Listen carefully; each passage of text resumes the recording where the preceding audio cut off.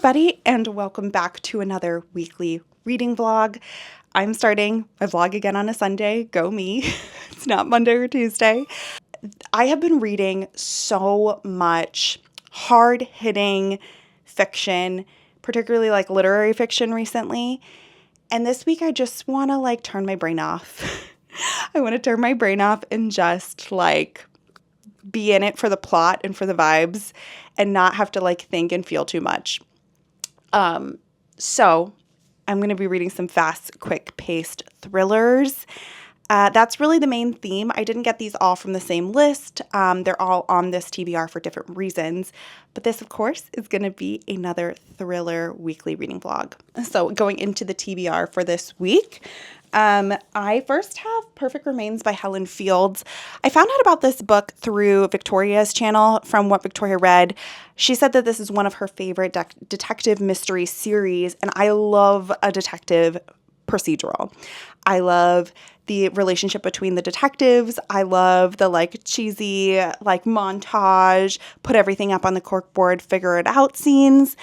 So I really wanted another good series. Not that I don't have a lot going on, but I thought I need to dabble in another one. So this series is following Detective Luke Kalanick, and he is handed this homicide new investigation as its very first day at work. And it seems to be about a serial killer that is killing women in Edinburgh, I believe, or in Scotland in general. So very interested to see what I end up thinking of this one. I also am finally going to read a book that I have been wanting to read for a while, and that is With a Vengeance by Riley Sager. This is his newest release. It is a murder mystery, I believe, set on a train in the 40s and 50s. This has not been getting very good reviews on Goodreads. However, Middle of the Night by Riley Sager also did not get great reviews on Goodreads, and I really loved that one. So I'm going to go into it with an open mind. 40s Agatha Christie train, it's all things that I like. Not that this is an Agatha Christie novel, but you say Murder on a Train and I'm just going to think of Murder on the Orient Express. So I think that this will be a really fun one to pick up this week. And then finally, we have one that's been on my shelf for quite a while. It's called All the Dangerous Things by Stacey Willingham. I have read one other by this author called A Flicker in the Dark, which I think was kind of middle of the road for me. It was a 3 to 4 stars. But I've hauled a lot of her, this one and her most recent release, Forget Me Not. And so I really wanted to pick it up and give it a go. These all take place in the South of the United States, which I just love reading about in mysteries. I think it's such a fun setting for a mystery thriller. It says 1 year ago, Isabel Drake's life changed forever. Her toddler son, Mason, was taken out of his crib in the middle of the night while she and her husband were asleep in the next room. With little evidence and few leads for the police to chase, the case quickly went cold. However, Isabel cannot rest until Mason is returned to her, literally, except for the occasional catnap or small blackout where she loses track of time. She hasn't slept in a year.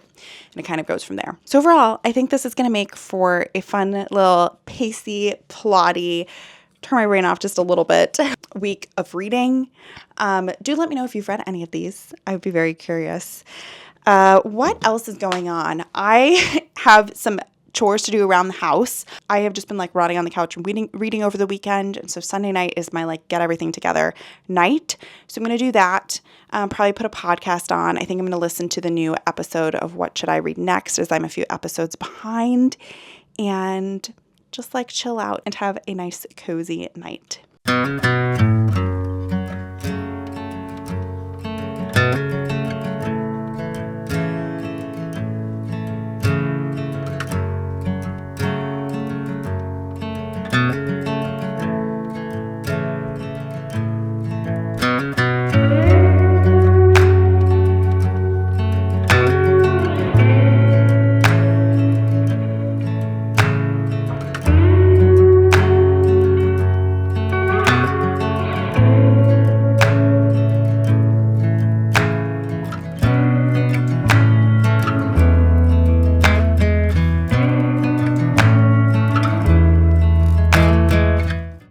So I'm already bracing myself for this update to be lengthy because I have a lot of things to update you on.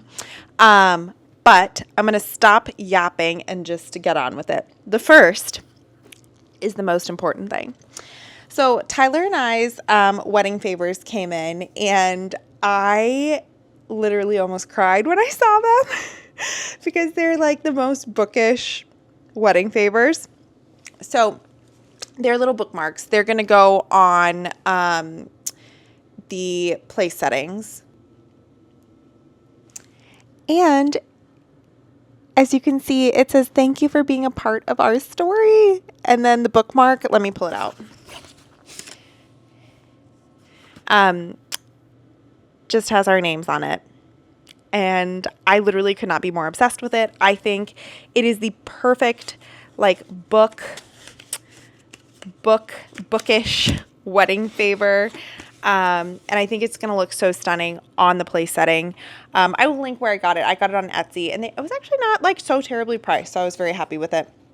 Then I also wanted to show you the in-person, I'm going to just cover up our wedding date here, the in-person napkin.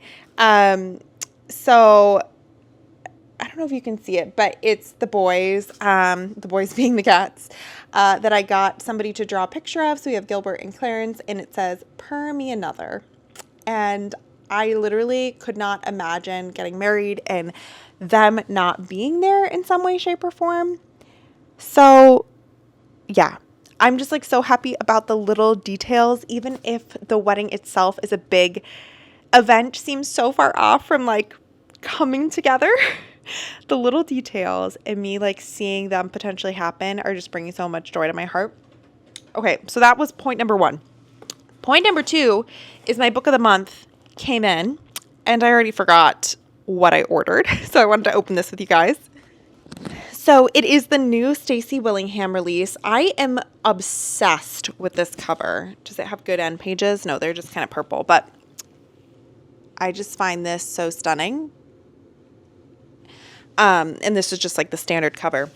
And this says, 22 years ago, Charlie Campbell's older sister, Natalie, disappeared shortly after her 18th birthday. Days later, her blood was found in a car. A man was arrested, and the case was swiftly closed. In the decades since, Claire has attempted to forget her traumatic past by moving to the city and climbing the ranks as an investigative journalist until an unexpected call from her father forced her to come back home and face it all anew. Yes, yes, yes. Cold case. Love, love, love. So hopefully I will pick this one up soon. I do have another Stacy Willingham on the TBR for this week. Whether I get to it or not, I will try to. But hopefully I like it because I would love to pick this one up as well. Other little things, I harvested some carrots from the garden and made some little frozen carrot cake bars, which were delicious.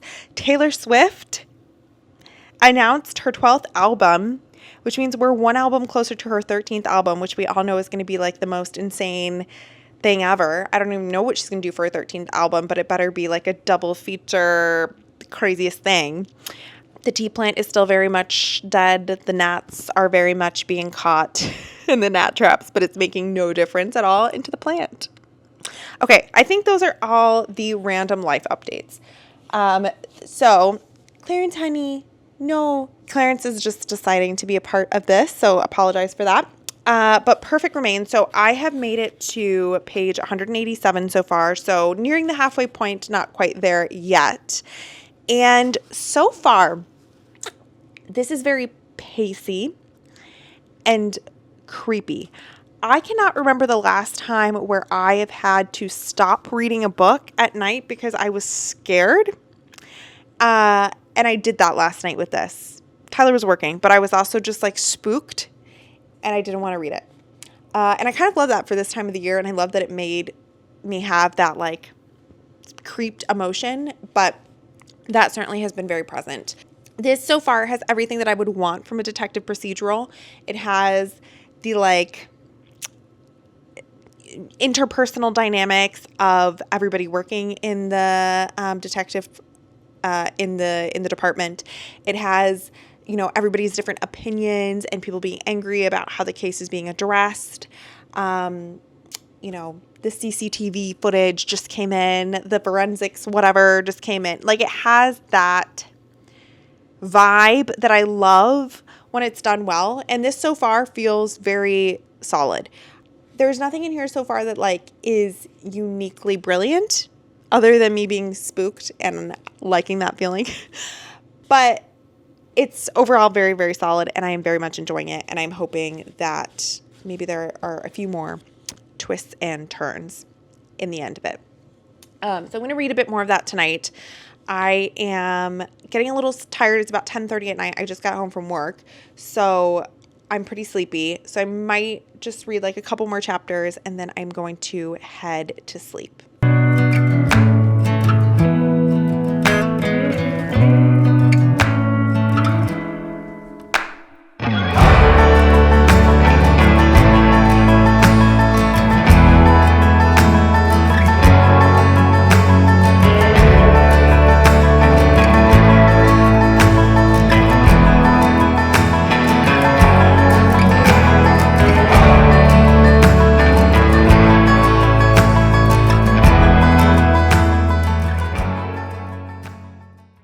Happy Friday.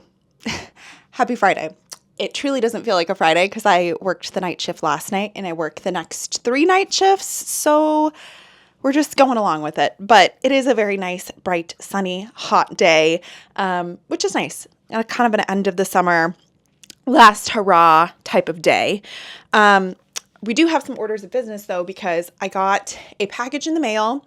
I finished one book and have made my way through a big amount of the second book. So lots to chat with you guys about. But let's start with the book mail. So I have this thing when I'm reading a book series, I have to have the next couple of books because the worst thing is like knowing there's a book out there and I don't have it and I need it. And I often feel after I've read a Louise Penny book that I need the next one. So I did a little bit of a Louise Penny haul, picked up the next couple in the series. So we have Trick of the Light. Then there's like a little novella situation, which I didn't even know that this series had a novella, but it's called The Hangman. Cute little tiny book there. And then we also have The Beautiful Mystery, which feels a bit chunkier than some of her others. So yes, I still have one that I need to read on my shelf, which is the next in order. But afterwards, I will be locked and loaded and ready for more of her books, which is always a good thing. All right, and you guys probably guessed it, but the book that I did finish is Perfect Remains by Helen Fields. I gave this one a 4 stars. I really enjoyed it. I certainly do think I will continue on with the series. It, as I said, is a very excellent like detective procedural. I did like the cast of characters. I did like the crime. I thought was interesting. What I will say is this book does something that is very unique. I've seen it done in a couple other mysteries, and it has to be done well or it's really cheesy and just like takes the air out of the balloon. And I feel like this did that really well. I don't want to like give it away. But if you've read the book, you probably know what I'm talking about. The thing that kind of fell a little bit short for me was the pacing. I felt like the middle of the book dragged just a bit and then the end of the book really rushed by. And I feel like we could have had maybe some more reveals in the middle chunk and the end have a bit more exploration. But yes, I am thoroughly invested. I question whether I really like Luke Kalanick.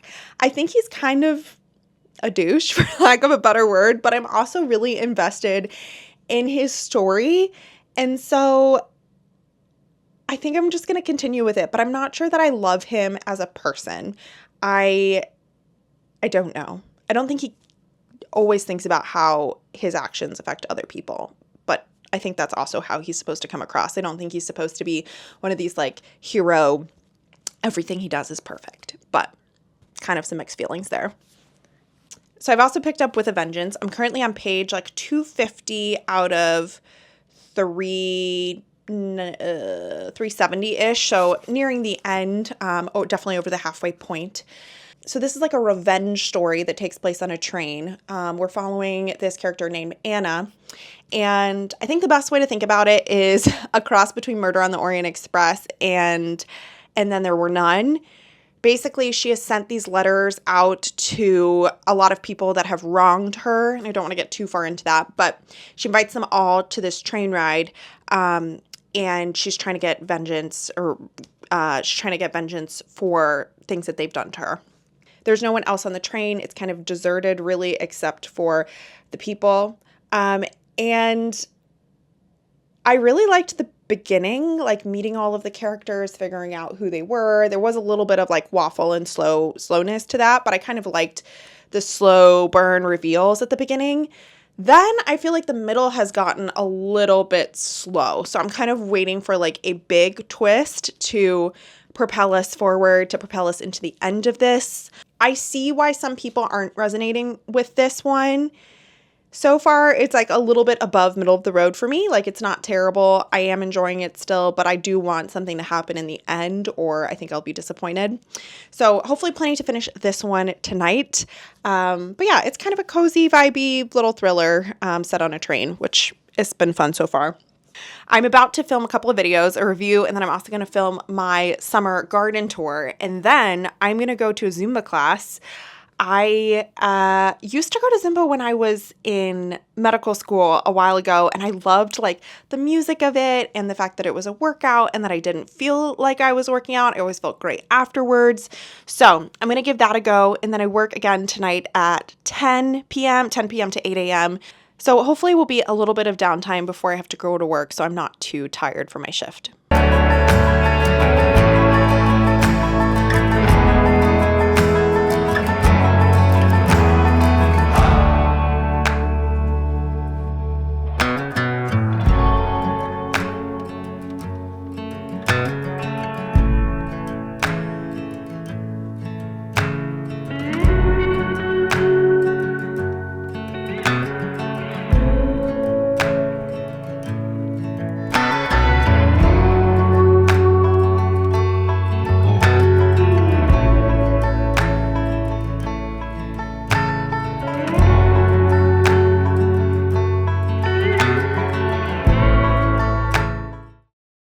Happy Saturday, guys. I am in my sweltering hot reading room. I paused the air conditioning for you so you didn't have background noise. That's my way of saying appreciation because it is hot, hot, hot. I do have a little tropical lemonade Spindrift, my favorite at the moment. All right, so I worked the night last night. I'm halfway through my night shift, so done two to go. Did get a little bit of sleep last night, which was great. And yeah, overall not bad. I woke up kind of late today. Tyler and I have just been watching reruns of The Crown and eating pancakes and just like all day brunch on the couch type of situation, which is exactly what I want. I had a very exciting little parcel come in the mail. So I got a couple of shirts from this company called Pine Spice Books. I actually have another one on the way, which I'll explain in a moment. But they do like bookish embroidered t-shirts. And let me do a little close-up so you can see. So it says support your local library. My mom is a librarian, so that felt fair to get. And I try to do a good job of supporting the library, although I'm not the best at returning my books on time. The other one I got is a little Halloween-y one. It just has two little ghosts roasting some marshmallows over a campfire. The one that is in the mail, I was like, no, you don't need 3 shirts at the same time. But I had placed my order. I was just kind of meandering, scrolling through the site a little bit more. And I saw one that said, forever chasing the high of the Scholastic Book Fair. And all I'm going to say, if you know, you know. And I had to order it, and I loved it so much. So that one will be coming in the mail here in the next couple of days. Yesterday, there was a very chaotic situation in the reading room. So I was filming my garden tour outside, and I come inside, and I see Clarence in here, like batting, kind of like ferociously at the door. And I was like, that's weird. That he's usually not like that. He's usually more of kind of, I mean, he's spirited, but he's usually not that active. Turns out he was batting at a massive yellow jacket. One of them had unfortunately got in the window air conditioning unit, got stuck in the room, and was here with the cats. He thankfully didn't get stung. I locked him out, and then I kind of came in here with a jar and one of my wedding invitations so that I could catch it, and managed to catch it, put it outside, did not get stung. So I'm really hoping that that doesn't happen again. There's not some type of like hole in the air conditioning unit that it got through. I did like dismantle and re-put it all together again. So I'm just hoping that that doesn't happen again. And I did try, like during the whole incident, I was like, I need some footage of this. And I was like, no, Sophia, you're in a life or death struggle with a yellow jacket. Do not take vlog footage. So I do not have any footage of that. But probably for your benefit because this thing was enormous, like absolutely horrifying. In terms of a little reading update, I did finish With a Vengeance on the couch, and I gave this 3 stars. I don't feel like the end twists and the second half of the book twists were quite enough for me.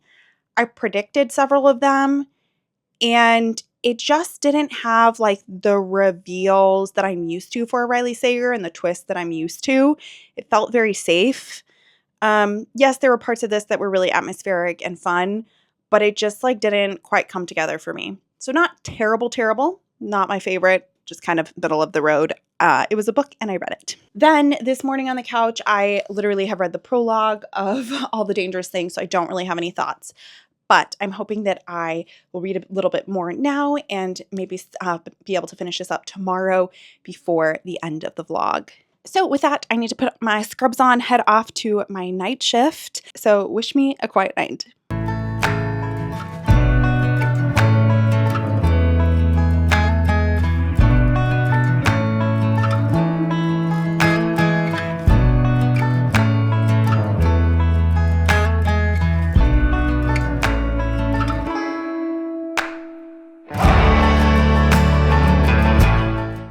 All right, it is Sunday. I have a stomach bug. Well, I think it's actually food poisoning from something I ate in the hospital cafeteria. Yay. But I don't think I'm contagious. I don't think I have a fever, so the show must go on. But I've just felt kind of icky on the couch all day. So Fran and all.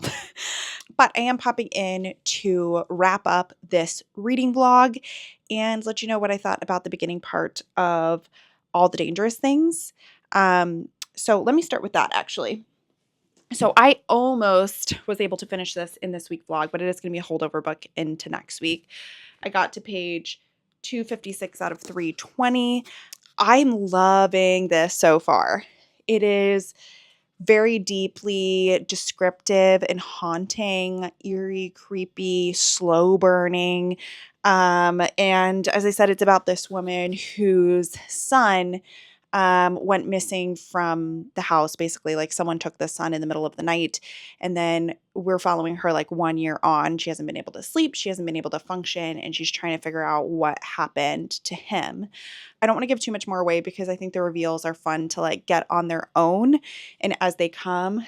But I just feel like this descriptive writing is really, really great. And I think that this might be another 5-star thriller for me.